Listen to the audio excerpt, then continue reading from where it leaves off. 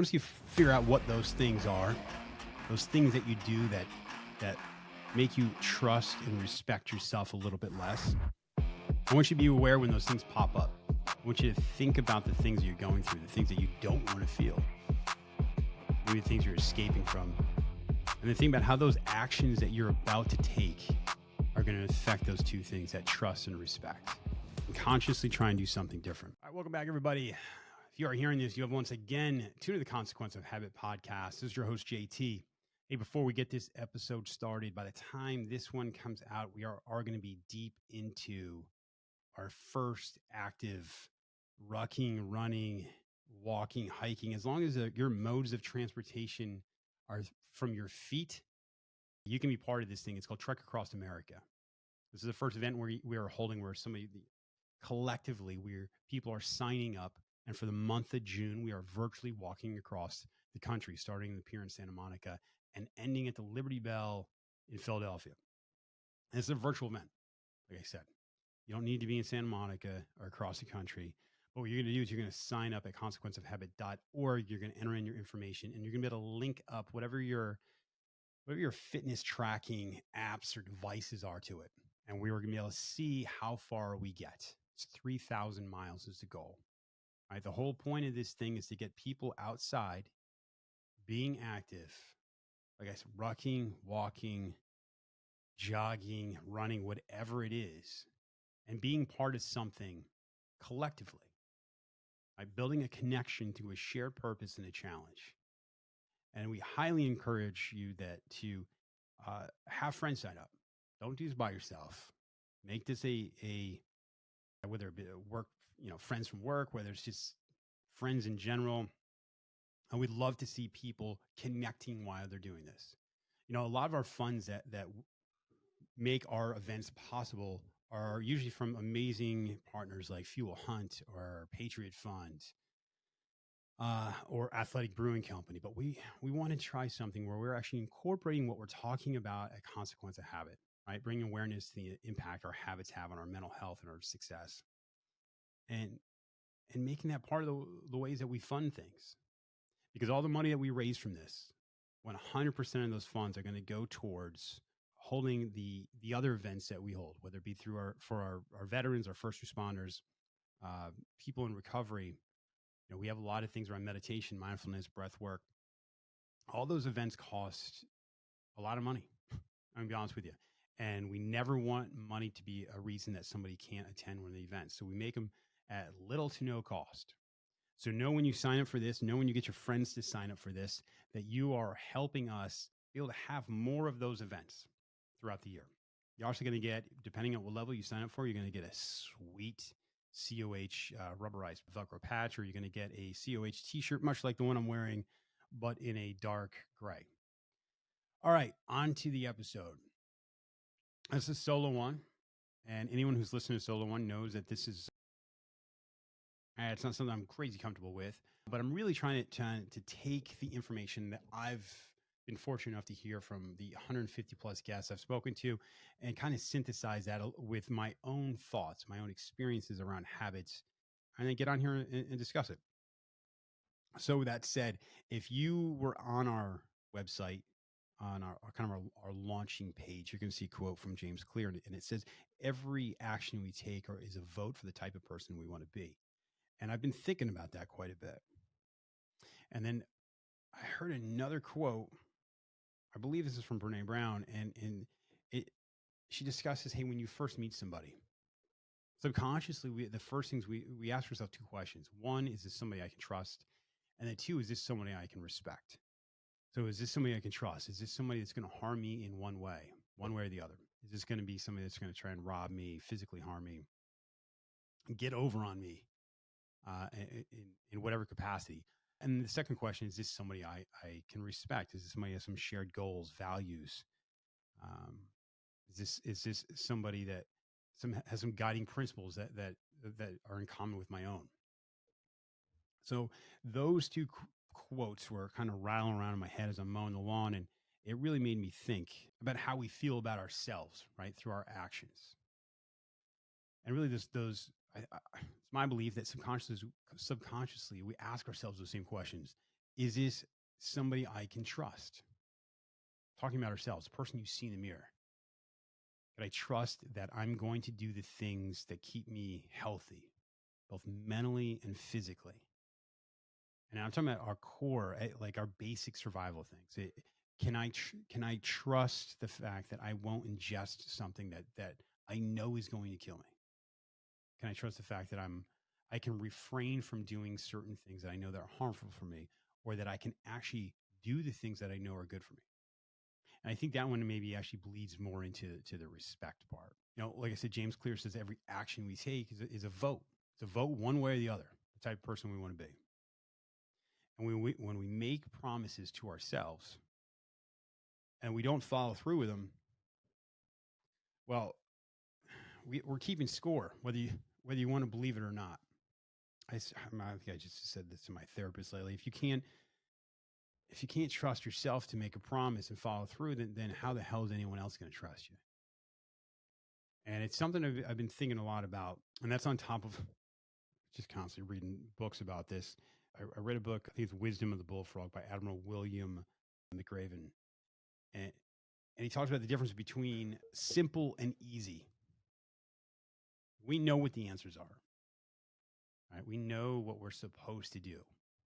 But is it easy? And the answer is no. So how do we learn to trust ourselves and respect ourselves? And that's the rub, right?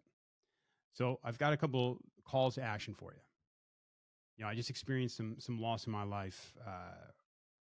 We lost a family pet. You might have heard me talk about our pit bull Mercs. Just an absolute amazing dog, and I don't bring that up because looking for sympathy in one way or the other. But there was something interesting about the process. I really connected the pain that I was feeling leading up to this, right? This wasn't something that happened, a last minute where there was a decision that had to be made quickly. This was a bit of a drawn out thing. And anyone who has had a pet that they love very much, I don't care what kind, well, they understand what that feels like. And I found myself doing things that I don't necessarily respect about myself, right? And when I say that, I started to connect wanting to not feel the things I was feeling. And my habits dictated that, right? My habits really showed that. And I'm trying to be more in tune with that. But unfortunately, a lot of times that is a self-conscious thing. Sometimes we're not doing things just to feel good. We're just doing things to not feel. But when we get back to each one of those things as a vote on the type of person we want to be, is it a person that we can trust? Is a person we can respect? That can be really difficult during those times. But it's an opportunity. Don't get me wrong. I wouldn't want to go through that again. I wouldn't want anyone to go through it again. But I through that vulnerability during those times. This is another quote from Brene Brown. It just says, vulnerability is the birthplace of innovation, creativity, and change. It brings those vulnerabilities to the surface, right? We can see them firsthand through those difficult times, that it may bring out some habits that you are not the most proud of. So when I talk to people about consequence of habits, sometimes I always haven't been the best at communicating what this thing is about.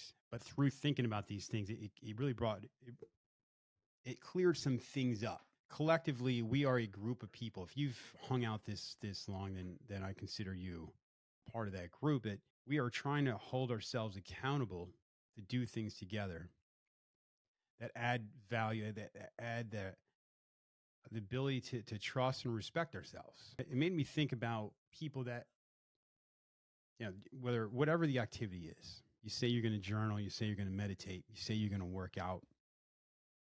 That is a contract that you've made with yourself. And when you follow through with that, there's a reason people are very passionate about whatever that thing is. You talk to somebody who quit drinking or quit drugs, and they'll want to talk about it all day because they are, my guess, so flipping proud of fulfilling that contract.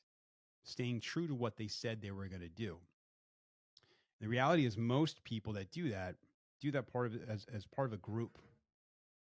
They've got either people that have gone through the exact same thing as them, a sponsor, or maybe it's just a group of friends. Maybe it's just a group of people that you weren't friends when you joined. It could be a gym. It could be something that makes that process of trusting ourselves and respecting ourselves a little bit easier. And that's going to be through accountability, not just self accountability, but being part of something, being part of something bigger than ourselves, showing up for that, building those connections, finding our purpose through those things.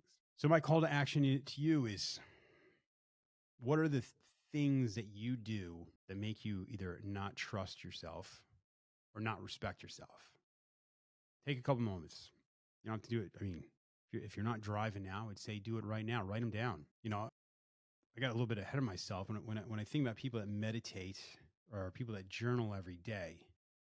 We have our, I like to think of as our authentic self, and we've got this other self that tries to escape from feeling. We've got so many different ways to do that right now, whether it be through social media or alcohol or whatever it is. And when we take a few moments to think about our actions and the reasons we do those things, and whether it be through journaling, we're writing these things down, or through meditation and really analyzing our thoughts, to me, it's like a mediator between those two people, right? You can start to have a little self-compassion, realize, connect the reasons that we're doing the things that we're doing. And when we do that on a daily basis, because anyone who's done that knows that is a uncomfortable process, right? But when we continue to do that, we continue to mediate those two selves. And then we start to understand which one of those we want to be steering the ship, which one of those needs to be behind the steering wheel. And we can have some honest conversations with ourselves, and we are fulfilling a contract that we made. Right? We said to ourselves, hey, we're going to do this every single day. And you go through it, and you begin to trust yourself, and you begin to respect yourself more. All right. So, like I said, write down the things that you do that make you trust and respect yourself less. And when you find yourself doing those things, I want you to try and connect those feelings. What is this? What is driving me to do this? What am I not feeling or trying not to feel? And once you're conscious of those things, I want you to really lean into that. Accept the way that you're feeling and try to do something different. I've talked about a needle falling back into its groove on a record, but we have an opportunity to make a change on that, to change that tune. And sometimes that's going to be through a group. Sometimes it's going to be joining a group of people that are doing something, yet you scratch that part too. So once you figure out what those things are, those things that you do that make you trust and respect yourself a little bit less, I want you to be aware when those things pop up. I want you to think about the things that you're going through, the things that you don't want to feel, maybe the things you're escaping from, and then think about how those actions that you're about to take are going to affect those two things, that trust and respect, and consciously try and do something different. Now, I'm going to be honest with you. This is not like there's a flip of the switch and everything's going to go like you've got it all figured out. That's not the case. But the more that we do that, the more we're aware of them, the more we try and put that little bit of distance between that stimulus and the reaction. And then the more we hold ourselves accountable, and however you do that, like I mentioned before, being part of a group, whether it be through journaling, through meditation, being a part of a physical fitness group, whether it be cycling, walking, maybe it's a trek across America, son of a bitch. But where you just surround yourself with people doing the types of things that would make you trust and respect yourself more. I'd love to hear your thoughts. I'd love to hear the things that you do, or maybe some positive changes you made. But specifically, things that make you trust and respect yourself a little bit more. Maybe a contract that you've made yourself, and how you held yourself accountable to it, however that may be. You can email me that info@consequenceofhabit.org, or just hit us up on the social media. We'd love to hear it. That's it for this episode. Went a little deep on this one. I hope you guys got something from this. Next episode, we will have back to the traditional guest. So that's it. I hope you guys have a great couple weeks. Love to see you on the Trek Across America website. And that's it. Talk to you guys later.